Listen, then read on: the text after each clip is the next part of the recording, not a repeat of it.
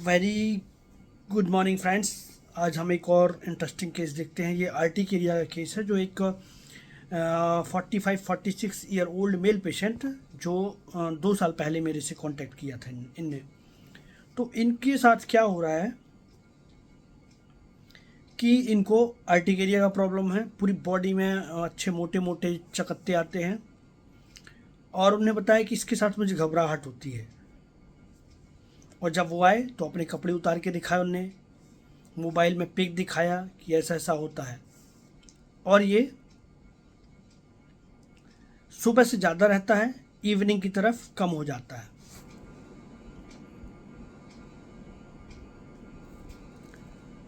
सुबह सुबह उतना नहीं रहता, सॉरी, सुबह सुबह कम रहता है, इवनिंग की तरफ ज़्यादा हो जाता है। और इवनिंग की तरफ ईचिंग इसकी बहुत ज़्यादा हो जाती है, अंदर से जलन होती है।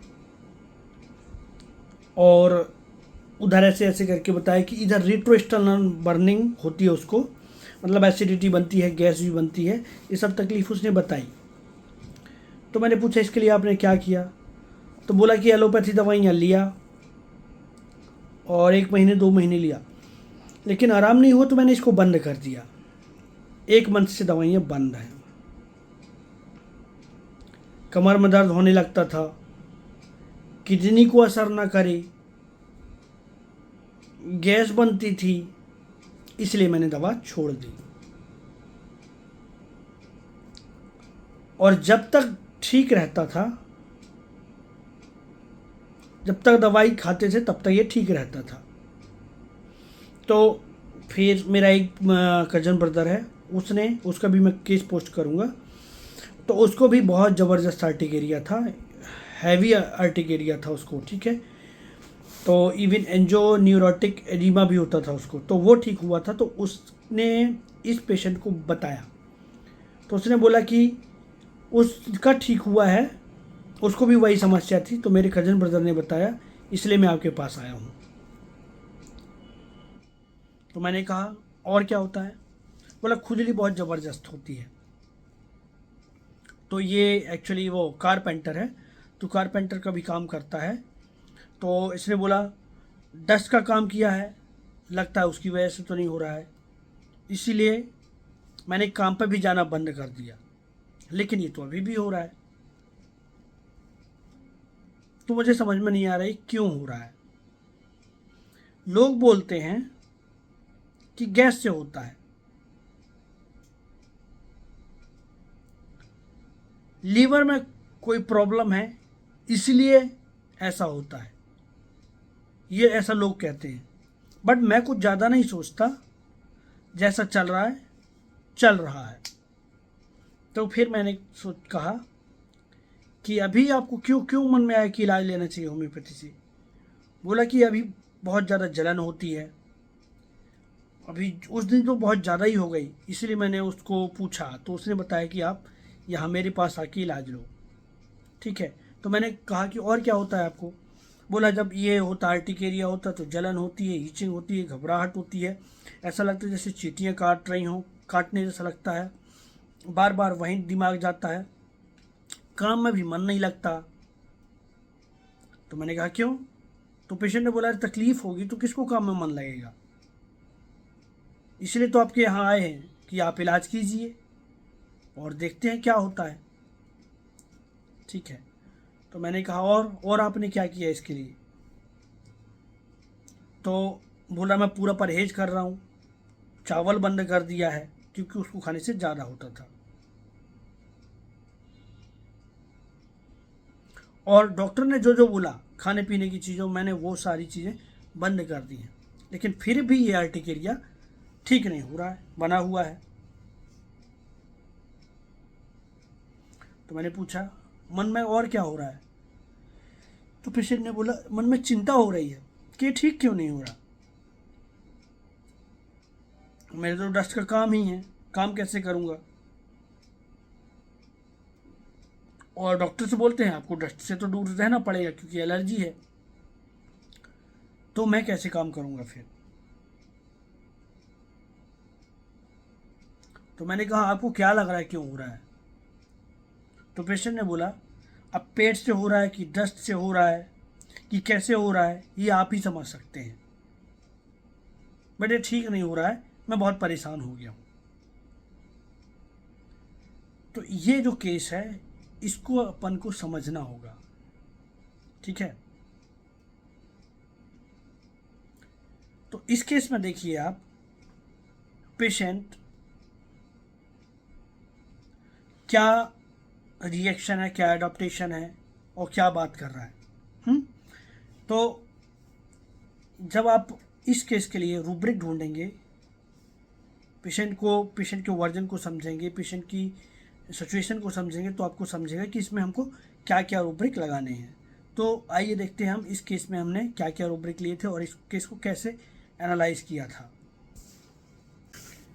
तो इस केस में जो हमने रूब्रिक लिया था, इस केस को ऐसे समझते हैं कि पेशेंट को अर्टिकेरिया है, घबराहट होती है, ठीक है, इवनिंग की तरफ बढ़ता है इसका प्रॉब्लम, ठीक है।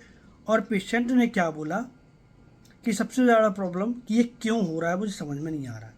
तो ये एंजाइटी इन द डार्क, सबसे पहला रूब्रिक, मुझे समझ में नहीं आ रहा है क्यों हो रहा है, यही तो चिंता है।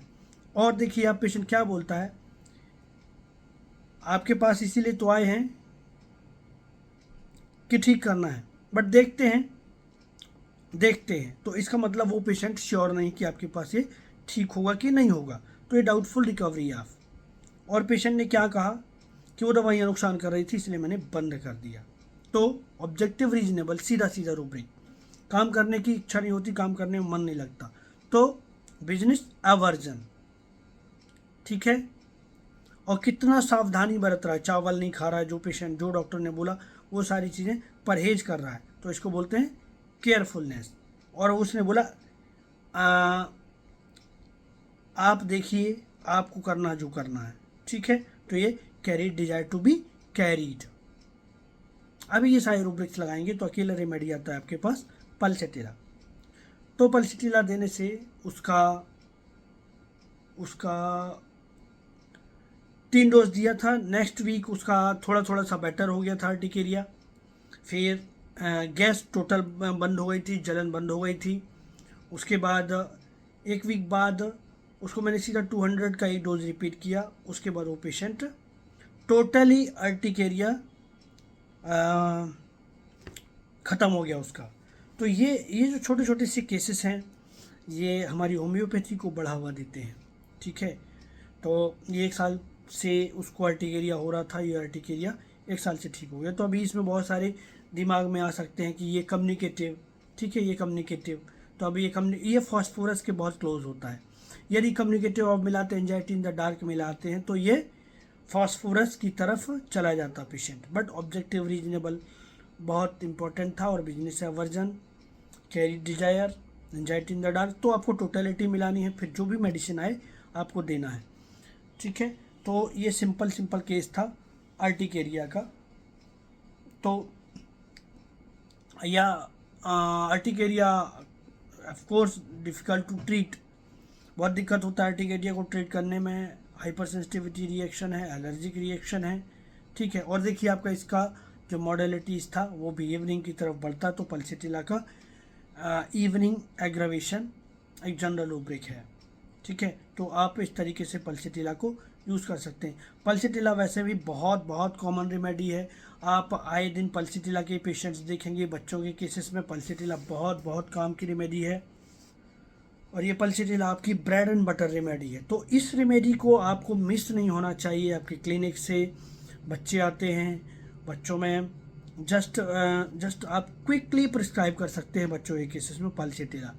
तो इसका वीपिंग पीट्यूअसली, ठीक है, बहुत कॉमन रूब्रिक है और बहुत इंटरेस्टिंग रूब्रिक है। ओनली 2 रेमेडी यहाँ पर हैं, ठीक है। तो वीपिंग पीट्यूअसली, कंप्लेनिंग पिटीफुल, ठीक है, कंप्लेनिंग पिटीफुल, बच्चा बोलता है मामा दर्द हो रहा है, so this is complaining pitiful, ठीक है। और लेमेंटिंग, बार बार आपके आगे पीछे घूमते रहेंगे, मामा, this is the lamenting. Complaining pitiful मतलब ऐसा बिहेव करेंगे ताकि आपको उसके ऊपर दया आ जाए, ठीक है। इस तरीके से बच्चे रिएक्ट करते हैं। तो पिटीफुल, उसमें आर्सेनिक भी है, ठीक है। तो आर्सेनिक थोड़ा सा इरिटेबल बच्चा होता है, काफ़ी इरिटेबल होता है, बाइटिंग टम्बलर होता है, कैरी डिजायर फास्ट में है, ये लिमेंट करता रहेगा, कैरीड करता रहेगा और आर्सेनिक का बच्चा कहेगा जल्दी से जल्दी मुझे ठीक कर दो। ठीक है, तो पल्सिटिला और भी पल्सिटिला क्लिंगिंग जो आर्सेनिक में नहीं है, वो मदर को जब से बीमार हुआ है वो छोड़ता ही नहीं है, डॉक्टर साहब मेरी गोदी में रहता है। तो ये भी एक पॉइंट है। तो पल्सिटिला हम अलग से पूरा रेमेडी को समझेंगे क्योंकि वो बहुत बड़ी रेमेडी है और बहुत काम की रेमेडी है। आज के टाइम पे पल्सिटिला आपके लिए ब्रेड एंड बटर रेमेडी है। ठीक है, आपके यदि 10 बच्चे क्लिनिक पे आते हैं उसमें से 7 बच्चे आपकी पल्सिटिला के होंगे। तो ये कॉमन रेमेडी है पल्सिटिला, जो आपको फॉस्फोरस, लाइकोपोडियम, एंटिमटार्ट इनके बहुत क्लोज रहती है। ठीक है, तो छोटे छोटे डिफरेंशिएशन है वो हम देखेंगे। तो क्योंकि पल्सिटिला कैरिड बीइंग एमेलोरेट, इसको carry desire to be carried, वो कैरिड होना चाहता बट आराम नहीं मिलता है इसको। ठीक है, तो कई पेशेंट बोलेंगे डॉक्टर साहब ये तो ना बोलता है मालिश कर दो, तेल लगा दो, बट इसको मज़ा नहीं और ठीक नहीं होता उसको। ठीक है, जो बच्चा इससे बेटर फील करते हैं तो वो अपना क्या वो मिला एंटिमटार्ट और सीना शायद या आर्सेनिक, ऐसे 3 रेमेडी हैं जिसमें कैरिड बीइंग एमेलोरेट है। तो उसके भी मैं केसेस पोस्ट करूँगा। तो आज के लिए इतना ही, और मैं ये कहना चाहूँगा कि लर्न करिए होम्योपैथी, सीखिए, आपके लिए बहुत कारगर है होम्योपैथी। आज की सोसाइटी में सफरिंग जिस तरीके की है उसके लिए बहुत काम की होम्योपैथी होने वाली है।